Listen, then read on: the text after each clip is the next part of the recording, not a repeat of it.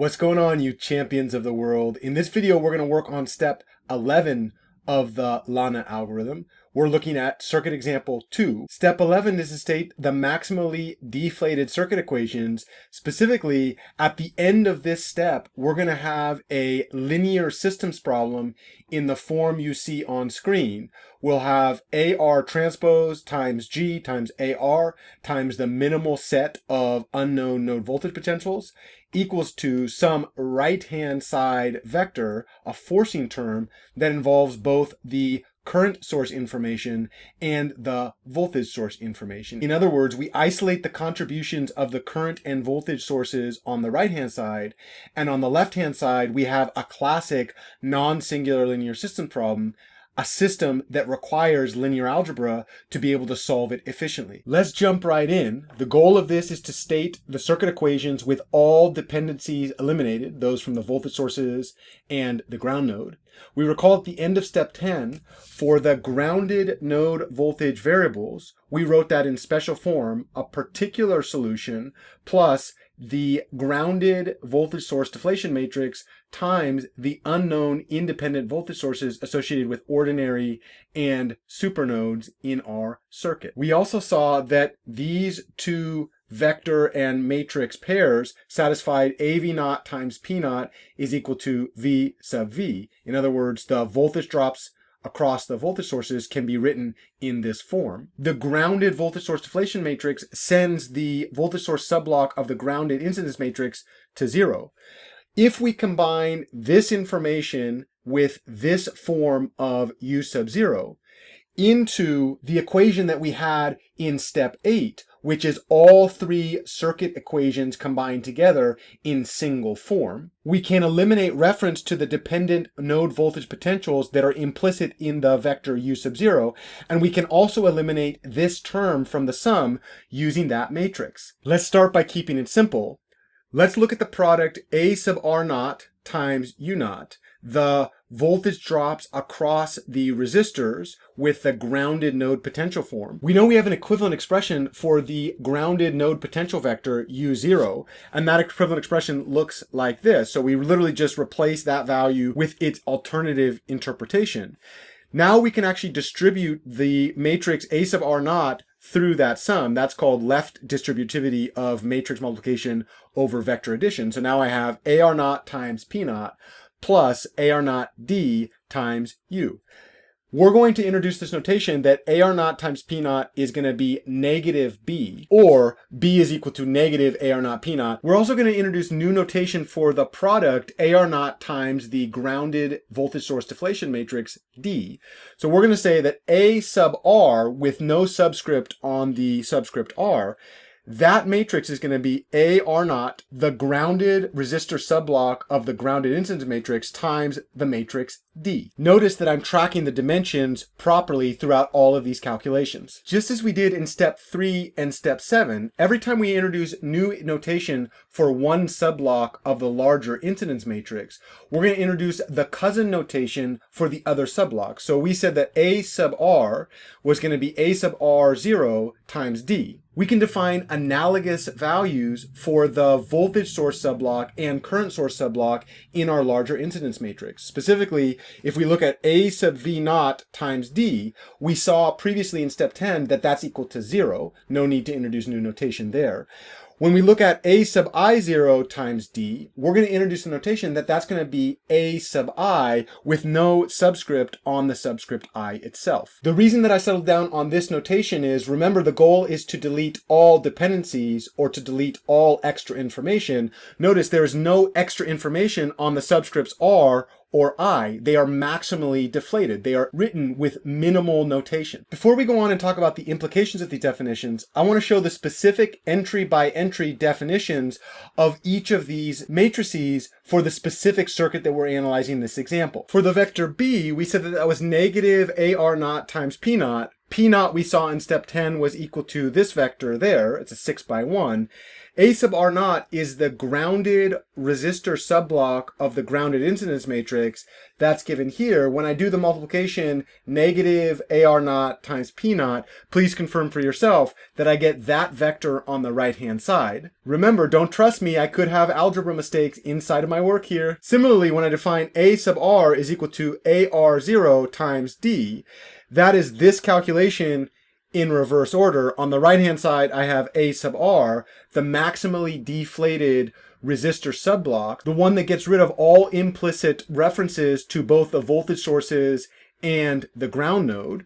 Over here, I have A sub R naught times D. Go ahead and check for yourself that this works out. And then finally, we multiply A sub I0 times D to eliminate all implicit references of voltage sources and ground node from the matrix A sub I0, and that forms the matrix A sub I, which is given right here. I do want to make a note about the algebra of transposes and matrix multiplication with respect to these definitions. Remember in linear algebra, when we took a matrix A multiplied by a matrix D, and then the product transpose, that ended up being the products of the transposes in reverse order. So when I look at these definitions for the matrix A sub R and A sub I, when I take the transposes of those matrices, it's going to be the product of the transposes of each factor in reverse order, as we see down here. Please confirm for yourself that the dimensions that I've written here hold water. Remember that the whole idea of these definitions was to simplify this set of equations. Specifically, we want to do so by using this equivalent expression for u sub 0. So everywhere we see u sub 0 in this set of equations, we're going to substitute in p sub 0 plus d times u. That's exactly what we've done here. We saw u sub 0, we substituted the right-hand side. We can now distribute the a sub r naught inside of that, and so that ends up being a sub r naught times p0. We knew that that was going to be written as negative b. So when I distribute a sub r naught times p0, I get a factor of negative b. When I distribute a sub r naught and I multiply that by the positive d times u, a sub r naught times d is a sub r, u stays. So now on the inside of that parentheses, I've distributed in the a sub r naught, and I have a sub r times the minimal set of node voltage potentials minus b. Haven't done anything else to that equation. But remember, based on our definitions, we had these interesting statements about the transpose of the matrix D multiplied by a sub r, a sub v, and a sub I transpose. So specifically, what if we took this equation and multiplied the entire left-hand side by D transpose? That's what we've done here. D transpose times a sub r naught times G times this vector plus D transpose times this vector equals negative D transpose times the vector on the right-hand side. However, each of the terms, D transpose times A sub R naught transpose, we know that that is A sub R naught transpose. D transpose times A sub V naught transpose, that's 0. That's exactly what we saw here. Make sure that we check the dimensions on what that 0 is. And then D transpose times A sub I naught transpose, that's A sub I transpose, so there's that matrix. Here, this is the 0 matrix. The 0 matrix times any vector is the 0 vector.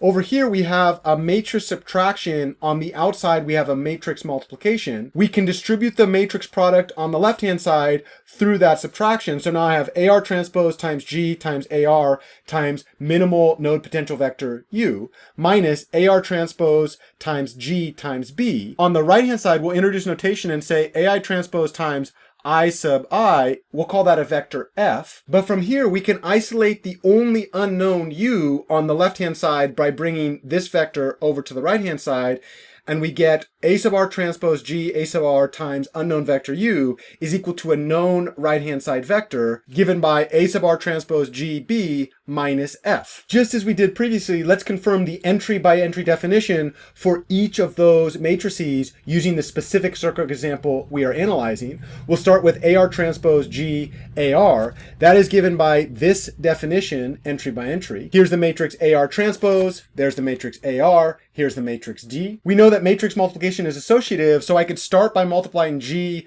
times AR. That would leave me with this matrix multiplication. Of course, the point of associativity is I could also do it the other way. In other words, multiply AR transpose times G, and that would leave me with this multiplication. Regardless of how I do that intermediate step, when I get to the end, the matrix AR transpose GAR is given by this entry by entry definition. This is where things get absolutely gorgeous. This matrix we're going to call K, as if it's a stiffness matrix that we've seen in previous applications in this course.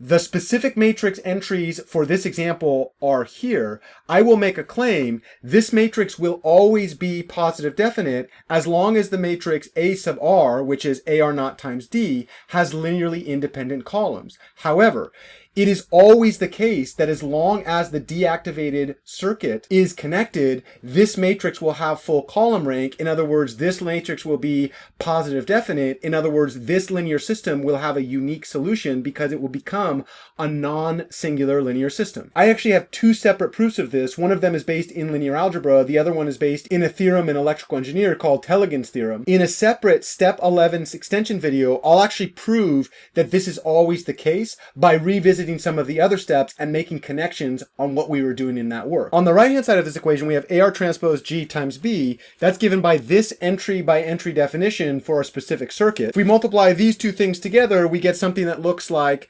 that. And then when we multiply AR0 times G times the vector B, we get this set of entries for that vector. Remember, the vector F was AI transpose times I sub I. Here is AI transpose, which is D transpose times A sub I naught. When I multiply those two things together, I get this matrix multiplied by that one, and that leaves me with the vector F, which means we've effectively turned this circuit into this non-singular linear systems problem where we have a certificate of validation that says this matrix is non-singular. Moreover, the structure of these entry by entry definitions allows me to replace any value for my resistors, any value for my voltage sources, and any value for my current sources. Remember, each G sub I is just 1 over R sub I.